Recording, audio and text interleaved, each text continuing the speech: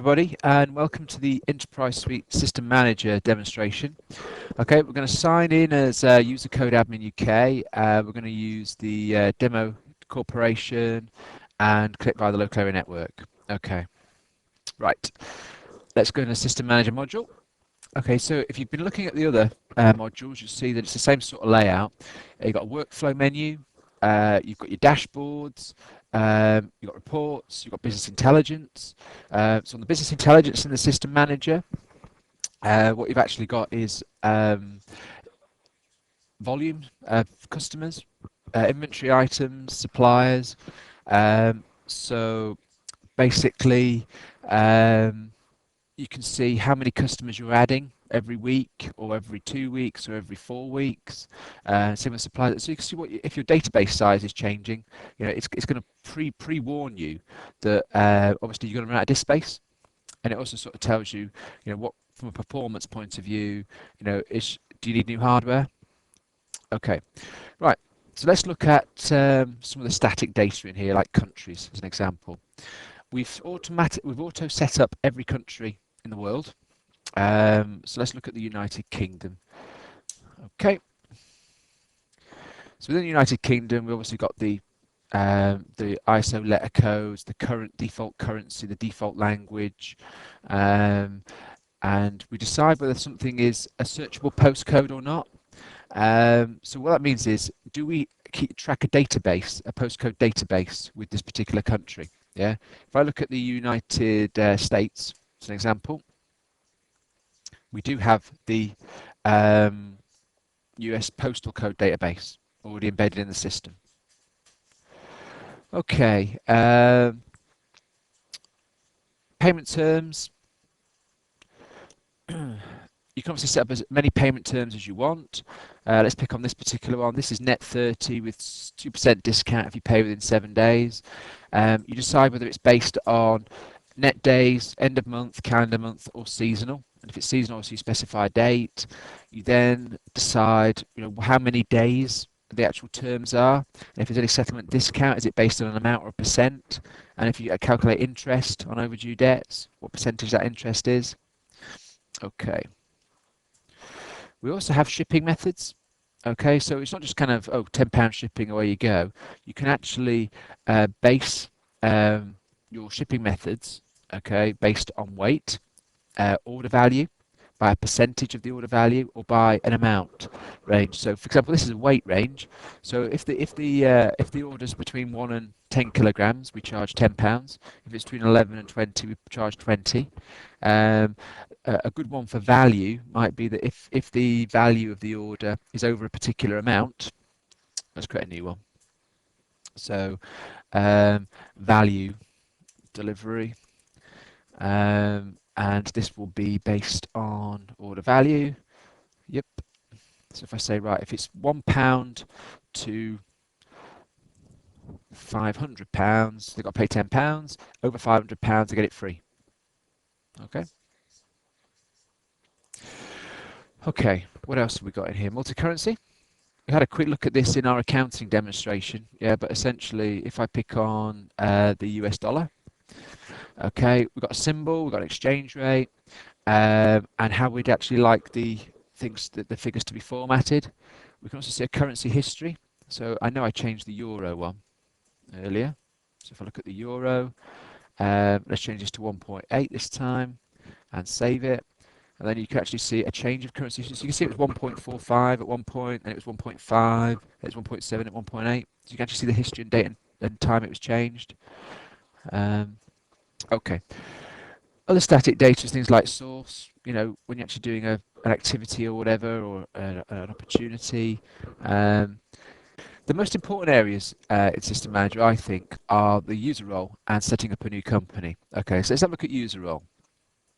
Okay, so let's just look at an existing user role. You can set up user roles for credit control people, sales people. So for example, credit control, they just need access to the customer module and a few kind of options within that kind of module.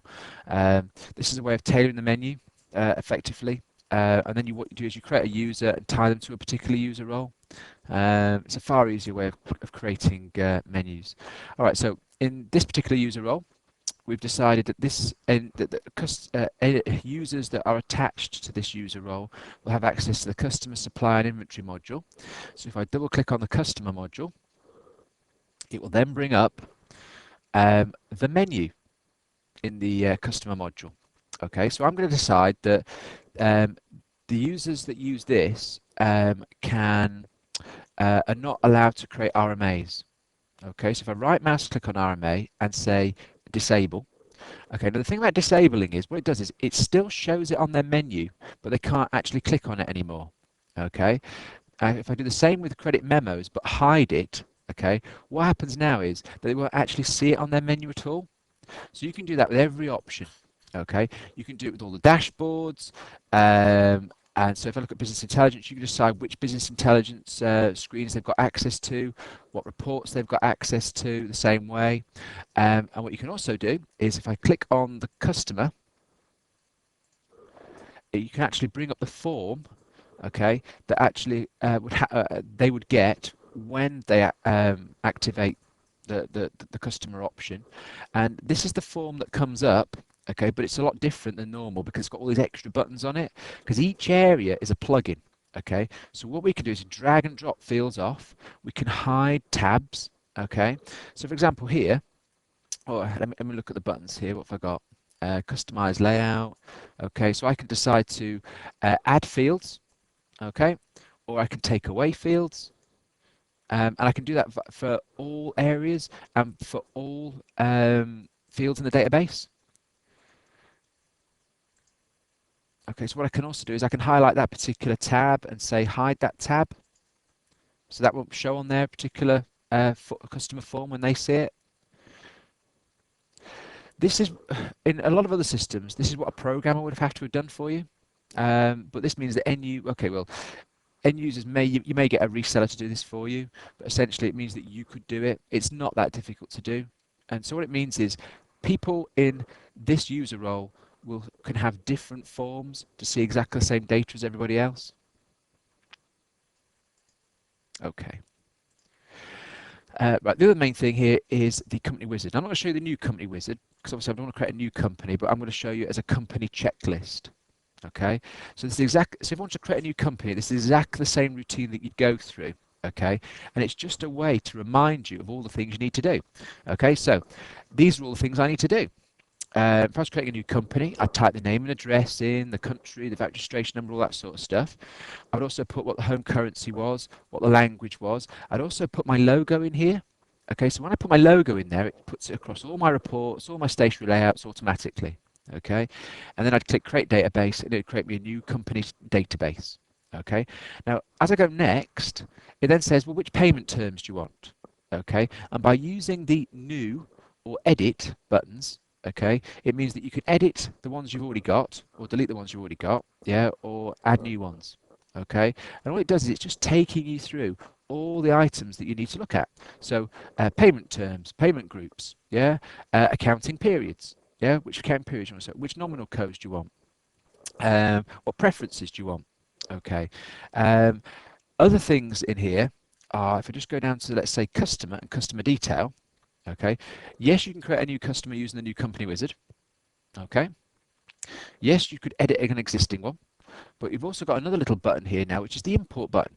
Okay, so that means that you could import customers, just like you could import opening balances, opening balance transactions. So effectively, I'll go to the import wizard.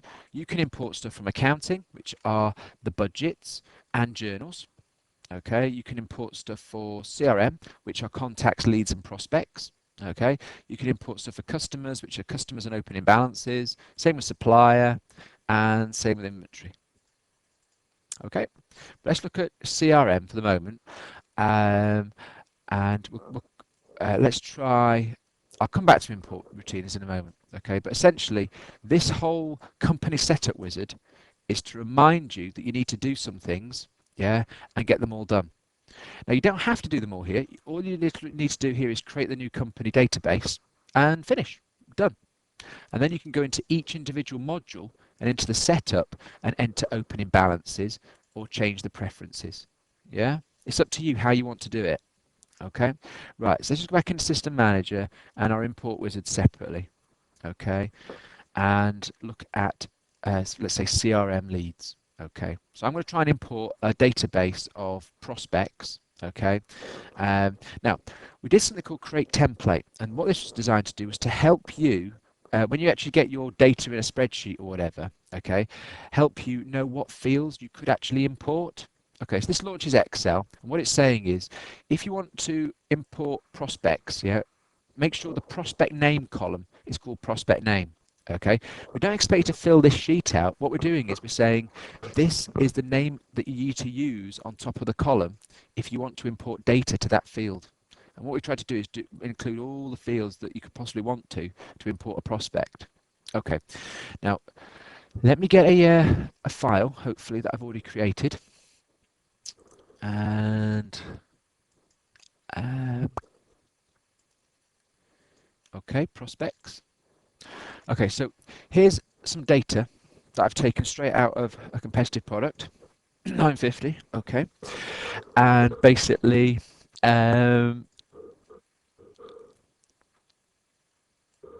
what you need to do in this database, okay, is change the headings.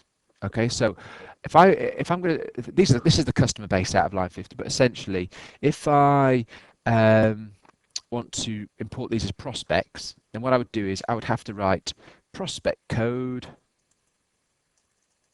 Oops, if I could actually type prospect code, prospect. You have to actually type these properly, otherwise it won't recognize them. Prospect name, okay, address 1, address 2. Okay, now this looks like the town. Okay, so we could call this city.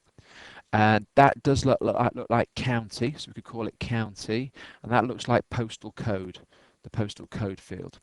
Okay, and contact. Okay, let me just have a quick look up here to make sure I've got the contact name right. On the contact field, we split it into contact name, so basically you can just put a name in there, full stop, or you could actually split it up into the salutation like Mr. Tony Parsonage or whatever. Yeah, okay, so let's just go back to my prospect record and um, contact name, it would have to be. Contact name. And here we have telephone. Okay, so I'm not going to bore you with all this, but essentially I'm just going to delete all the columns ahead of this. Okay. And so what we're going to do is basically, okay, just import these as a list. Okay, right, so save. Okay. I'm going to call this prospects with headings. Okay, so I'm going to close that now. Close my template. Yep. No, I don't want to save that. Come out there. Okay, so now I'm going to go browse files, prospects with headings, open it up, go next. What it does is display defaults. So if I've not included anything in my template, like currency or whatever it might be, it's going to default some things in for me from the default template. So what it's going to say is, right, there's one of the files that you wanted to import. Start importing. And so I'm importing prospect records. Successfully imported the table. Gives me the full description. Cool. Okay. So then when I look at my prospects, we should have quite a few more in there, which are all the ones that we just imported. Okay. That is basically it. There is a bit more to this, but it's more technical. This is supposed to be just a kind of simple demonstration. So the core functionality of System Manager, main things about it are user role and essentially new company wizard. Setting up a new company, we've tried to make very simple and trying to split out, user menus and user roles. We've also made it quite simple, I think. Okay, thank you very much for listening. Okay, bye.